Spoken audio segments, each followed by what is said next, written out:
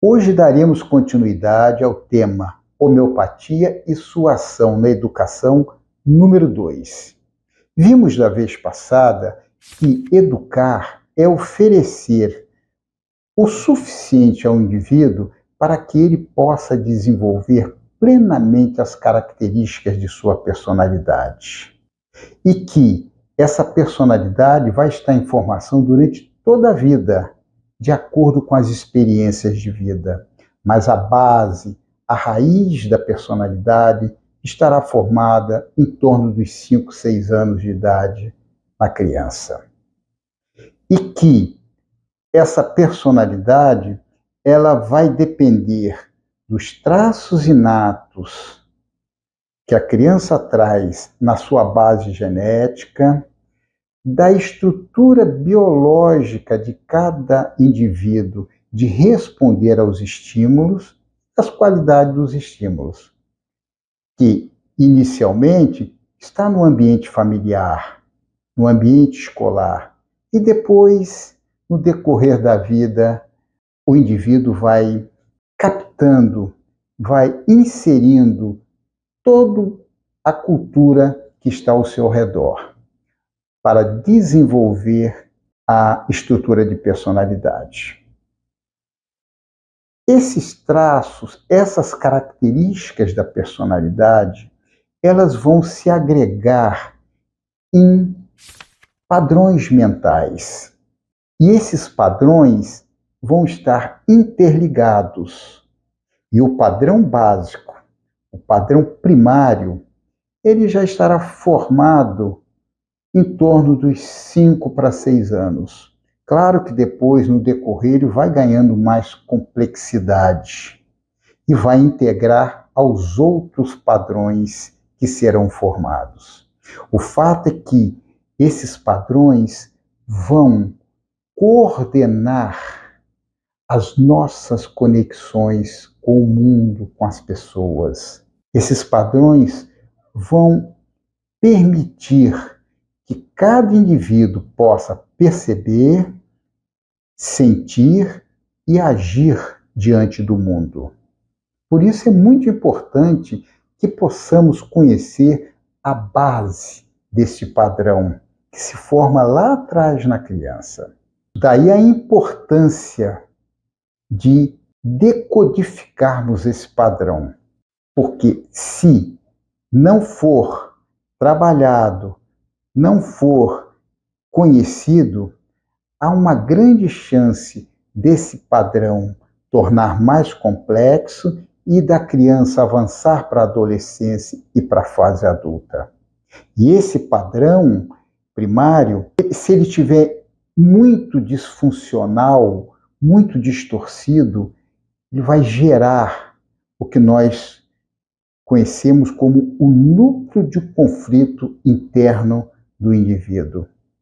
E aí vai estar residindo, morando, uma persona nossa conhecida, que nós chamamos de sabotador, que vai nos aprontar ciladas durante toda a vida. Por isso, nós precisamos decodificar, encontrar esse padrão primário. Hoje, vamos aprofundar um pouco na formação e na dinâmica desse padrão primário, que funciona como mecanismos de defesa do indivíduo, mas se ele estiver muito disfuncional, muito distorcido, isso vai gerar transtornos, vai gerar problemas na comunicação do indivíduo com o mundo e na situação da saúde física, mental e emocional do indivíduo. E por que nós precisamos descobrir esse padrão primário? Primeiro, precisamos ter consciência de que dentro de nós existe algo na nossa mente muito importante que vai governar as nossas percepções, emoções e ações no mundo e que, de um modo geral, é inconsciente. Por isso, precisamos decodificar esse código, eu diria assim, essa senha do sabotador. E se o indivíduo tem essa consciência, ele vai poder ajudar as crianças, os pequenos, e se ajudar também. Vamos ver como é que se estrutura esse padrão. Vimos da vez passada que a matriz do self, que para o Jung, self é o nosso eu consciente, é o todo que coordena a personalidade. O self é o centro da personalidade. E para o Kohut, o self é a instância, o que contém todo o potencial genético dos nossos talentos, das nossas habilidades, dos nossos desejos, dos ideais, e além de outros atributos que o Kohut, que era um psiquiatra austríaco, ele descobriu. Ele, como pai da psicologia psicanalítica do self, ele descobriu que, além desses atributos, o self confere ao indivíduo a paz interna, a criatividade, a empatia, a consciência do indivíduo integrando a natureza, que é uma sabedoria. Vimos no vídeo passado que é importantíssimo a criança, nessa fase inicial, ela está recebendo os suficientes para que ela possa, todo esse atributo, essa função seja estimulada de uma maneira adequada. Vimos que o self é essa parte fundamental no início da vida, na formação desse padrão primário da criança. Segundo o biólogo e psicólogo suíço Jean Piaget, a criança, de 0 aos 2 anos, ela está na sua fase sensorial motora e dos 2 aos 7 anos, na sua fase simbólica, na fase da imaginação, do faz de conta, da utopia, do simbolismo. E exatamente nesta fase é que se forma a maior parte do padrão primário da criança. Nessa fase, que é uma fase natural, onde a criança ela vai migrar do seu mundo simbólico para o mundo da razão, o mundo da lógica, é preciso que, nessa fase, haja o suporte adequado para essa criança, para ela desenvolver e formar esse padrão primário de um modo mais leve, mais suave, mais espontâneo. Então, se os cuidadores, que em geral são os pais ou substitutos, familiares, as babás, os professores, se ajudado pelos professores, se esta fase é feita de modo mais tranquilo e seguro para essa criança, conferindo a ela a proteção, o carinho, o apoio, as necessidades básicas, essa criança vai poder desenvolver a sua autoestima, a sua segurança. Esse self vai ser estimulado de maneira satisfatória para que esses atributos, como talentos, habilidade, a calma, a empatia, a criatividade, possa desenvolver de modo satisfatório e que este padrão primário possa avançar e construir uma base saudável. porque ela vai estar integrada aos outros padrões que se desenvolverão durante a vida. Desse modo, o indivíduo vai poder, com mais facilidade, adaptar-se ao mundo, criar condições que ele possa ter vínculos saudáveis com as pessoas, não só familiares, mas também sociais, afetivos e profissionais. Acontece que, se nesta fase da formação da estrutura primária, do padrão primário, ocorrer muito estresse, falta de proteção, falta de carinho, falta da conversa, falta dessa conexão mais próxima dos cuidadores com essa criança, isso pode trazer problemas sérios no desenvolvimento dessa estrutura básica. Por quê? A criança nessa fase, elas dependem totalmente dos seus cuidadores. Depende em questão de sobrevivência. E elas amam esses cuidadores, amam seus pais, amam sua família. Além desse amor, elas estão atravessando essa fase simbólica, como diz o Jean Piaget, essa fase imaginativa, a fase ilusória, a fase utópica. E nessa fase tudo é muito intenso, além da emoção forte que existe, porque ela está em conexão com as pessoas mais importantes da vida dela. Daí, se essa fase for turbulenta, a criança que, de um modo geral, espera incondicionalmente a atenção, o carinho, a valorização, o amor dessas pessoas, ela começa a perceber que o ambiente está estranho, o ambiente é desfavorável, é hostil. De um modo inconsciente, ela vai buscar condições utilizando os seus traços inatos, utilizando as suas habilidades, só que de modo disfuncional, para poder criar condições e sair dessa situação de sofrimento. Portanto, aquilo que era incondicional passa de maneira súbita e dolorosa a ter que ser condicional.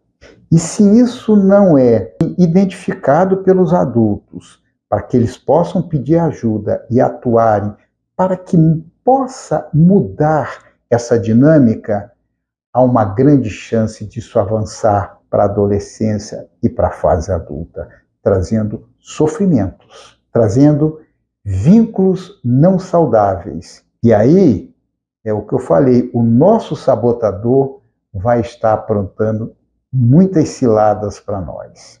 É necessário ter muito cuidado nessa fase. Desse modo, a criança, para criar condições, utilizando os seus talentos, umas podem passar a ser muito boazinhas, a fazer de tudo para agradar aquelas pessoas que ela percebe que precisa chamar a atenção para o seu olhar, para os seus cuidados. E outras crianças, elas, de acordo com a sua natureza, elas podem passar a ser muito competentes, tentar fazer tudo correto, tudo de modo que agrade aquelas pessoas. Ou outras vão agir com rebeldia, vão ficar revoltadas, agressivas. Outras submetem às situações e passam a ser vítimas. Vítimas sempre naquele sofrimento, para chamar a atenção dessas pessoas, que são tão importantes para elas. Veja só, toda essa dinâmica, existem muitas outras características, de acordo com cada criança, de acordo com o potencial de talento de cada criança. Só que esse talento está disfuncional. Esses talentos estão em desequilíbrio. porque o self está instável de acordo com o estresse do meio ambiente. O que eu percebo é que os pacientes, eles sofrem muito quando eles trazem esse padrão primário disfuncional e intenso.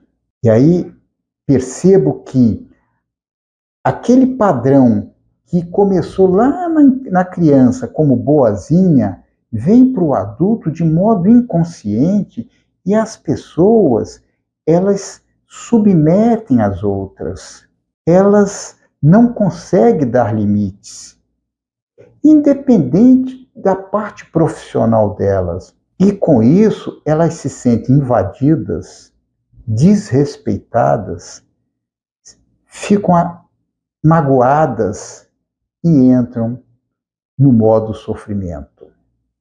As outras que em criança buscava ser competentes, fazer de tudo para agradar aquelas pessoas e angariar o carinho, o amor delas, elas na fase adolescente ou adultas, elas buscam o perfeccionismo, querem ser perfeitas, ou salvadores, ou poderosos, com um poder que não existe, mas que foi formatado lá atrás, na esperança de, nessa competência, agradar aquelas pessoas e que as pessoas, de um modo geral, os cuidadores, não observando, isso vem para a fase adulta. E essas pessoas se sentem impotentes, se sentem derrotadas, porque elas não vão alcançar a utopia da perfeição, de ser salvador, de ser poderosos, tudo carregado com muita emoção e muita fantasia, lá da infância. Outros rebeldes, que são pessoas que estão sempre envolvidos em confusão, em brigas, sempre em rota de colisão. E isso não é saudável para ela, nem para as pessoas que convivem com ela. Ou as vítimas que estão sempre em sofrimento, sempre reclamando de tudo e culpando o outro e o mundo pelo seu sofrimento. Por isso, precisamos decodificar isso, precisamos ajudar essas pessoas, esses pacientes, a encontrar o seu padrão primário, a sua base onde foi formatado isso de maneira disfuncional, de maneira completamente descontrolada. O interessante é que essas pessoas, ao descobrir o seu padrão primário, elas ficam espantadas, elas ficam atônitas, porque elas percebem que é um padrão tão simples, mas que traz tanta complicação. Simples porque foi formado na infância. Precisamos ajudar essas pessoas. É claro, o profissional precisa ter o conhecimento, a habilidade e a competência para lidar com essa parte psicológica. Mas aqui é importantíssimo a homeopatia. A partir do remédio individualizado e personalizado, nós vamos ter a chance de poder ajudar esse paciente a equilibrar a sua energia vital. E no equilíbrio da energia vital, vai estabilizar as funções. E a função principal, neste caso, é a função self. O medicamento homeopático vai ter a chance de resgatar essa estabilidade do self. E quero abrir um parênteses aqui de muito importante, a farmácia homeopática, porque os farmacêuticos, com a sua capacidade e a sua formação na homeopatia, eles vão extrair o poder de cura, a energia desses medicamentos, claro, seguindo todos os protocolos da farmacopeia homeopática. Também outros atores, como eu deixei muito claro no tema da homeopatia na saúde, é que a homeopatia deve atuar de modo integrado a outros conhecimentos.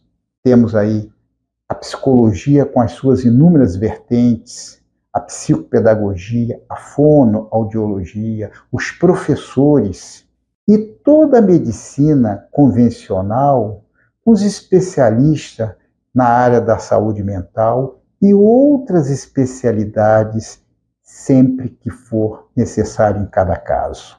O fato é que o indivíduo, ao poder decifrar o seu código, onde está lá o núcleo do conflito interno, desse padrão primário mental, nós vamos poder, aos poucos, desvencilhar desse nosso sabotador que cria tantas ciladas na nossa vida.